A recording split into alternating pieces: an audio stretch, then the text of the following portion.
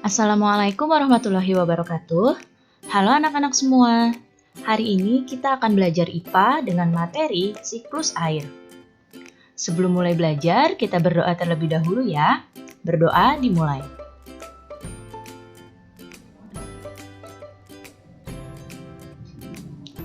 Berdoa selesai.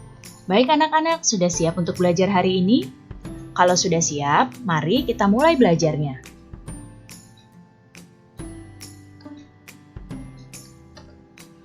Bumi adalah planet yang memiliki ketersediaan air. Makhluk hidup di bumi memerlukan air untuk kelangsungan hidupnya.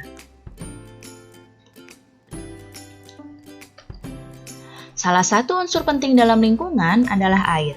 Air sangat diperlukan bagi kehidupan di bumi. Lalu, apa saja ya manfaat air? Adakah di antara kalian yang tahu?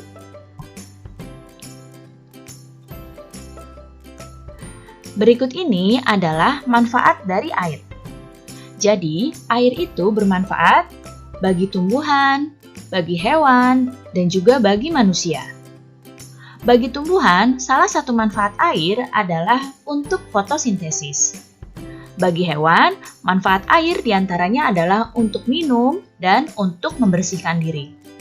Dan bagi manusia, manfaat air diantaranya adalah untuk minum, mandi, mencuci, memasak, mengairi sawah, sarana transportasi, pembangkit listrik, dan sebagainya.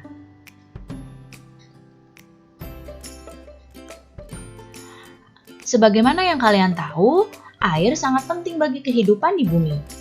Setiap hari kalian pasti membutuhkan air untuk keperluan, mulai dari membersihkan diri sampai untuk memasak.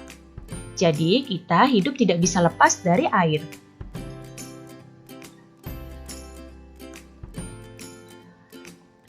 Nah, setiap hari kita menggunakan air. Namun, mengapa ya air tak kunjung habis walaupun kita sudah gunakan terus-menerus?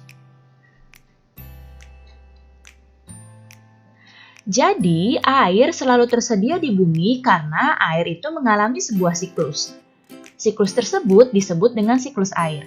Siklus air merupakan perputaran air secara terus-menerus dari bumi ke atmosfer, lalu kembali lagi ke bumi.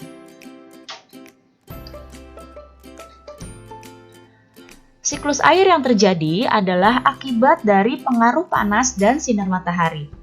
Matahari menjadi penggerak utama terjadinya siklus air. Berikut ini adalah tahapan dalam siklus air. Tahapan yang pertama adalah evaporasi atau penguapan. Tahapan yang kedua adalah kondensasi atau pengembunan. Dan tahapan yang ketiga adalah presipitasi atau turunnya hujan. Sekarang perhatikan proses siklus air berikut ini. Nah, perhatikan gambar yang ada di hadapan kalian ini ya. Proses siklus air yang pertama adalah evaporasi. Nah, di sini bisa kalian lihat, evaporasi adalah menguapnya air baik itu di laut, di sungai, maupun di danau akibat dari sinar matahari.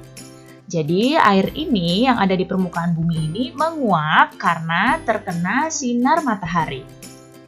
Kemudian, setelah terjadinya evaporasi atau penguapan, proses yang berikutnya adalah kondensasi. Kondensasi adalah proses berkumpulnya uap air di udara dalam bentuk awan. Dan lama-kelamaan uap air ini akan mendingin. Setelah kondensasi, di sini uap air yang terkumpul di awan ini lama-kelamaan akan menjadi berat. Lalu tahapan berikutnya dalam proses siklus air adalah presipitasi atau turunnya titik-titik air ke permukaan bumi dalam bentuk hujan ataupun salju. Jadi proses dari siklus air adalah yang pertama, air di permukaan bumi terkena panas matahari, kemudian air tersebut mengalami penguapan atau disebut dengan evaporasi. Proses berikutnya setelah evaporasi adalah kondensasi atau pengembunan. Nah, pada kondensasi ini terbentuk awan dan lama-kelamaan uap air yang ada di awan pun semakin lama semakin berat dan terjadilah presipitasi atau turunnya titik-titik air dari awan tersebut. Setelah itu, titik-titik air hujan yang jatuh ke bumi kemudian menyerap masuk kembali ke perairan, kemudian ke tanah, ke danau, dan juga ke laut. Jadi, dari proses siklus air dapat disimpulkan bahwa sebenarnya jumlah air di bumi secara keseluruhan itu cenderung tetap, hanya wujud dan tempatnya sajalah yang berubah. Baik anak-anak, cukup sekian ya penjelasan Ibu kali ini. Mudah-mudahan kalian paham dan mengerti. Terima kasih anak-anak semua, sampai jumpa lagi. Wassalamualaikum warahmatullahi wabarakatuh.